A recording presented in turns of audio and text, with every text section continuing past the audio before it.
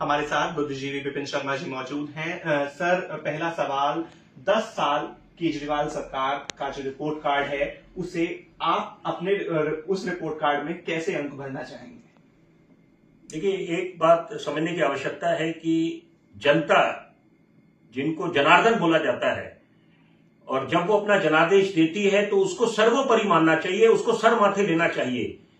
हमने देखा कि जब केंद्र में नरेंद्र मोदी पे देश की आवाम ने भरोसा जताया तो उसको आपको सर्वोपरि मानना चाहिए। उसमें आप ये नहीं बोल सकते कि ईवीएम पे ठीकरा फोड़ने लग जाएं या इलेक्शंस में रिगिंग हुई, ऐसा नहीं। तो वही बात है कि जब दिल्ली की आवाम ने राज्य चुनावों में आम आदमी पार्टी की सरकार पे भरोसा जताया तो आपको मानना पड़ेगा, यकीन करना पड़ेगा कि आम आदमी पार्टी ने कुछ अच्छे काम करे हैं, एक नींव रखी है, एक शुरुआत हुई है। अभी सफर काफी लंबा है क्योंकि जादू की छड़ी किसी के पास नहीं है। Rome was not built in a day. लेकिन अच्छी बात यह है कि यहां पर जो मोहल्ला क्लिनिक की बात करें, उसके बाद शिक्षा मॉडल कि सरकारी स्कूलों की क्या हालत थी पहले, अगर हम कुछ साल पीछे चले जाएं और आज अगर उसकी तुलना करें वर्तमान दौर में, तो वो काफी उसमें फर्क दिखता है। उसके लिए आपको चश्मा लगाने की आवश्यकता नहीं है। लेकिन फिर वही बात है, चुनौतियां, इम्प्रोवाइजेशन हर एक काम में वो एक होता है। लेकिन यहां पर देखिए, अभी सबसे बड़ी बात है कि ये लूरा कुश्ती जो चल रही है आम आदमी पार्टी और भाजपा, इस बीच कई जो गहन मुद्दे हैं वो बॉर्न हो गए हैं। वो उनको नजरअंदाज करके, क्योंकि आधा से ज्यादा समय खराब बर्बाद हो जाता है इस लूरा कुश्ती में।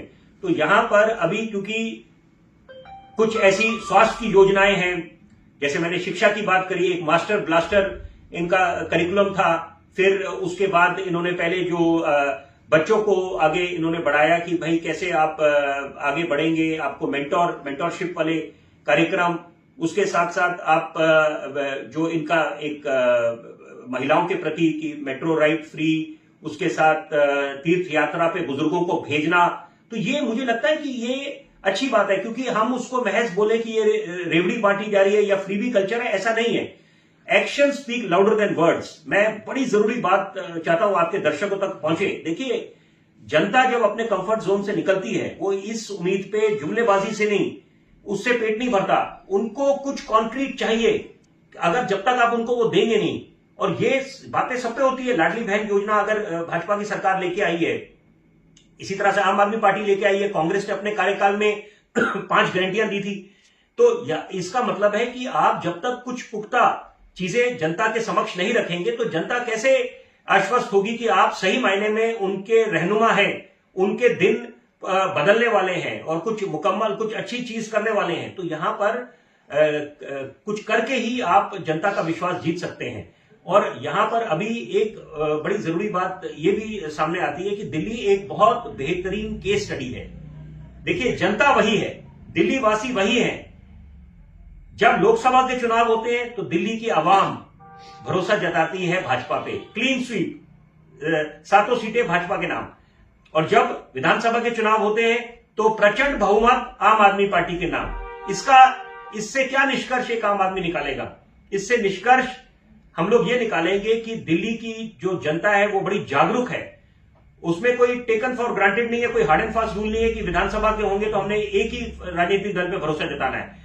क्योंकि ये 21वीं सदी है, जनता को पता है कि यहां पर किस पे उम्मीद, किस पे हमने भरोसा जताना है और कौन सक्षम है कि हमारे राज्य स्तर के काम करे। और राष्ट्रीय स्तर पे उन्होंने भाजपा पे अपना भरोसा जताया, क्योंकि सांसद की अलग जिम्मेदारियां होती हैं, अलग दायित्व होते हैं, और विधायक के अलग होते हैं, पार्षद के अलग होते हैं। और एक जरूरी बात यह भी उभर के आती है कि यहां पर अभी इस समय अगर हम बात करें, जो अगले वर्ष 2025 में विधानसभा का चुनाव लड़ा जाएगा, अगर आप बतौर पत्रकार मेरे से पूछें कि मुझे क्या लगता है इस समय की क्या संभावना किस राजनीतिक दल की है, तो एक बात जो अभी इस समय जो ग्राउंड जीरो पे जाकर लोगों से बातचीत करने के बाद जिस बात का अंदाज लग रहा है कि यहां पर दिल्ली केस स्टडी है, वो केस स्टडी रहेगी। लेकिन क्योंकि यहां पर आम आदमी पार्टी के पास दोहरी चुनौती है, एक कि कांग्रेस पार्टी ने कमर कस ली है, दूसरी बात भाजपा ने जो महाराष्ट्र और हरियाणा में जीत दर्ज करी है, जिसकी संभावना नहीं थी। जी। देखिए, बड़ी जरूरी बात है, ये भी दर्शकों तक जानी चाहिए। हरियाणा में तो कांग्रेस के नेता कह रहे थे कि कांग्रेस की आंधी आने वाली है, सुनामी आने वाली है। तो उसके विपरीत अगर भाजपा बाजी मार गई तो आप खुद समझ सकते हैं कि इसके क्या मायने हैं। तो यहां पर मनोबल, आत्मविश्वास 7वें आसमान पर है इस समय भाजपा का। तो यहां पर कोई कसर छोड़ नहीं रहा। और दूसरी बात है कि यहां पर क्योंकि आम आदमी पार्टी के नेताओं पे कई तरह के आरोप लगे हैं, मैं उन आरोपों पे टिप्पणी नहीं करना चाहूंगा, क्योंकि जब तक कोई आरोप साबित ना हो जाए तब तक उन पे बोलना उचित नहीं है। और कुछ अगर मामले कोर्ट में है तो वहां पर उसका सम्मान करना चाहिए, सब जुडिस मैटर्स का। तो यहां पर अभी जनता के विवेक पे छोड़ देना चाहिए कि जनता किस पे अपना भरोसा जताती है। लेकिन एक बात तय है, बाजी कोई भी मारे, दिल्ली वासियों का हित होना चाहिए और अंत में जीत एक आम दिल्ली के नागरिक की होनी चाहिए। जी बिल्कुल। और इस बातचीत का ही निचोड़ भी कहा जा सकता है कि राष्ट्रीय स्तर के मुद्दों को भाजपा द्वारा लगातार उठाए जाने के कारण दिल्ली की 7 संसदीय सीट भाजपा के खाते में आती हैं। और दूसरी बात, आम आदमी पार्टी के द्वारा जमीनी स्तर के मुद्दे जो है 2014 और उसके बाद भी उठाए गए कई बार। तो जमीनी स्तर पर जनता जो है वो कहीं ना कहीं आम आदमी पार्टी को पसंद करती आ रही थी।